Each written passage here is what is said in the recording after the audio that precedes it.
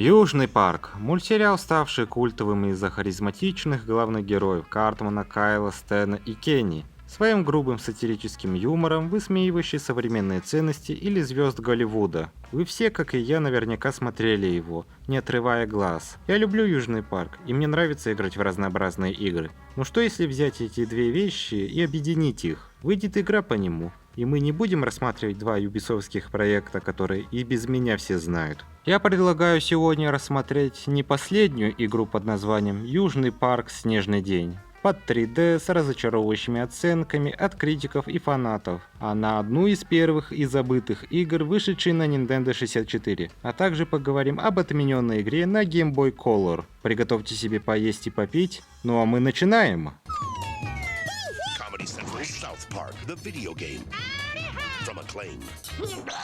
Рассказывать вам о разработке игры по Южному парку не вижу смысла, но скажу, что игра была создана студией Iguana Entertainment, да, той самой студии, занимавшей первой частью Turok Dinosaur Hunter, а издательством занялась Acclaim Entertainment, известная такими играми как серия игр Mortal Kombat, Shadow Man, Revolt и так далее. Игра представляет собой шутер от первого лица, и вышла она в 1998 году, а ведь всего за год до этого вышел первый сезон сериала, и как можно было из этого выпустить игру, давайте узнаем. Едва включив, вы увидите, как вас приветствуют Comedy Central, Acclaim и Iguana, сожрав голову Кенни.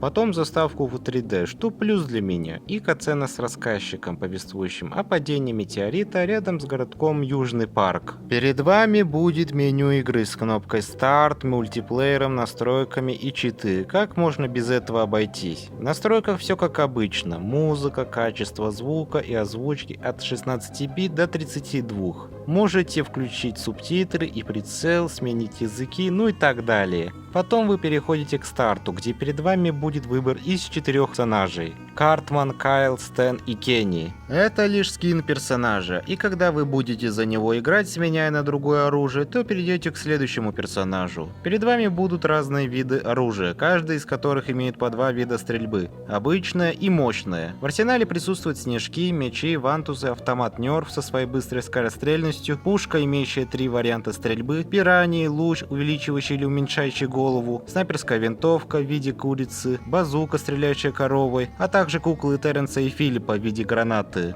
Круто, что есть разнообразное оружие, при этом можно сменить вид стрельбы, нажав вверх или вниз дипада. Меняя оружие, подбирая предмет или получив урон, персонажи будут произносить разные реплики. Для одного раза сойдет, но потом, когда вы слышите это постоянно, то начинает надоедать.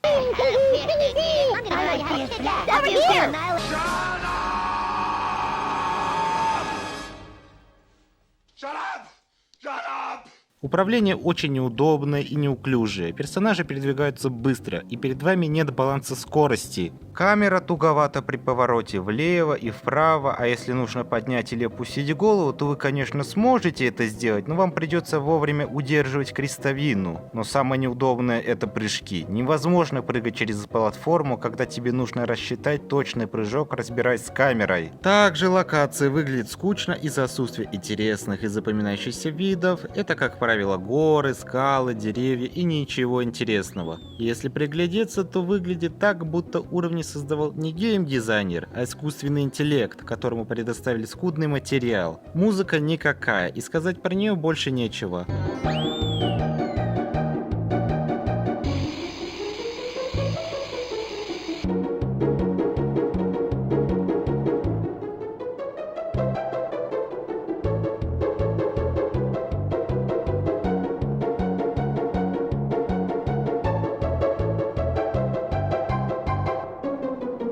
А графон, как вы сами видите, выглядит нормально. Да, выглядит все не идеально, но персонажи знакомы и стиль есть. Уровней всего 3-4, поделенные на 5 серий. Но если считать чисто математически, то выходит, что в игре 17 уровней и время прохождения займет 3 часа. Враги делятся на 2 вида. Маленькие миньоны и здоровенные танки. Вы будете сражаться с одними и теми же врагами, движущимися в вашу сторону, нанеся урон в рукопашную, либо стреляя.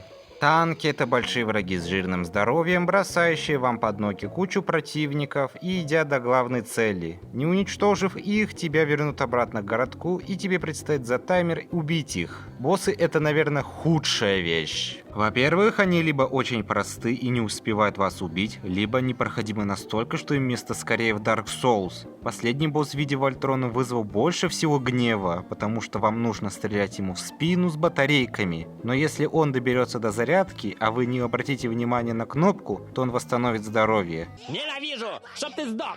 Сдох!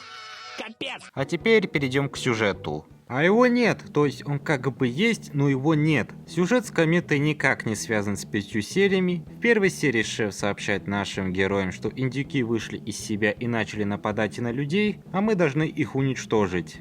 Уровни представляют собой переход от точки А до точки Б, где по пути ты стреляешь в этих самых индюков с их бесконечно повторяющимся звуком. После прохождения третьего уровня перед вами появляется босс в виде большого индюка в трусах. Ваша задача стрелять в его заднюю промежность. Цель — не дать ему дойти до города. И да, надеюсь, вы поняли, на что они отсылаются. Победив босса, персонажи садятся за стол и поедают индейку. Рассказывать о следующих частях я не буду, так как игра повторяется по такой формуле раз за разом. Сюжет с 1 по 3 серии берет идею из сериала, а в 4 и 5 герои сражаются с роботами и игрушками. В принципе, это все. Я бы перешел к итогам, но у нас впереди еще отмененная игра на Game Boy Color. Когда у игры появился успех, то разрабы решили выпустить ее на портативке в виде головоломки. Но игра была не издана, потому что Трей Паркер и Мэтт Стоун побоялись, что игра не подойдет для таких младших возрастов. Копии игры остались, но 6 августа 2018 года Da Cool Dude разместил ROM игры на сервере Lost Media Wiki Discord после нескольких месяцев контракта с главным разработчиком. Испробовав игру, могу сказать, что она вполне нормальная. На 2 часа полного прохождения сойдет. По сюжету она пересказывает события из той же игры от первого лица. По геймплею игра куда более разнообразна и интересна по сравнению со своим старшим братом. Тут тебе и головоломки за таймер, спасая Кенни, и сбор золотых статуэток, играя за 3 персонажей, каждый из которых имеет интересные способности. Например, Стэн может схватить и бросить Картмана, может дергать за рычаги, Кайл может прыгать высоко, и на него тоже могут прыгать. А Картман... можно поставить на его голове, он хоть чем-то полезен. Собрав все золотые фигуры из 4 уровней, вы получите бонусный уровень, где вам надо выбрать любую карту. Рядом с вами находятся Венди и Стэн, и нажав на рандомную карту, Стэн начинает блевать. Затем проходим уровень за таймер, собирая золотые фигурки. И за это вам дают дополнительную жизнь. Игра выглядит куда красочнее, больше отсылок к сериалу и музыкальное оформление неплохое. Да, игра может показаться кому-то унылой из-за прохождения одних и тех же головоломок, но она мне больше по душе. А что думают о своих играх Трей Паркер и Мэтт Стоун?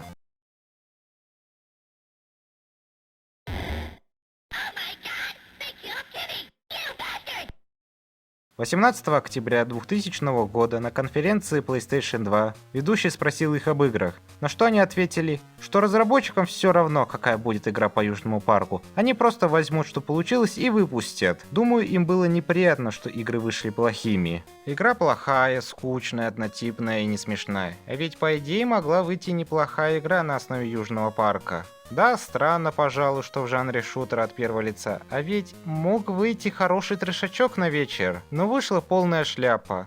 На этом все. Не забудьте подписаться и поставить лайк. Создал ТГ-канал, где вы можете посидеть со мной. Ну и не забудьте в ВК-группу подписываться. Всем до скорой встречи и пока!